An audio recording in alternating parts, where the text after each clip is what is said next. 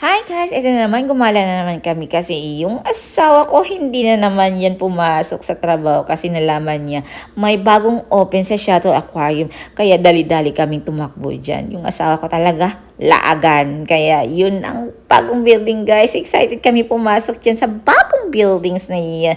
Diba, tingnan mo. Ang ganda sa labas guys. Lalo na pag nakapasok ka dyan, super ganda talaga. At yan yung kulot ko. Ang cute! While waiting kasi kami sa asawa ko, tumingin kami around the shadow, tingnan yun. Yan yung Ferris wheel guys, lagi kami sumasakay niyan. At ayun na, pumasok na naman kami sa aquarium. O tingnan nyo, nag-i-enjoy kami, pati yung mga anak ko. Super enjoy. Ang daming fish, gatapok ang fish guys. Fresh kayo. Sarap tingnan.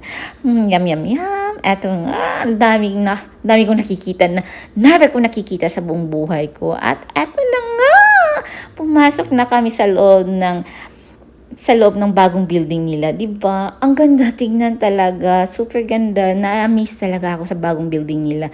Tingnan niyo naman 'yan. Ang laki niyan sa personal, guys. Pag nakapunta kayo niyan, ang laki tapos ang ganda sa second floor, guys. Yan yung makikita mo sa second floor. Ang ganda talaga, super enjoy. Ang dami nilang mga activities sa new buildings nila. At yung si Chloe talaga, hinanap talaga niya yung seahorse.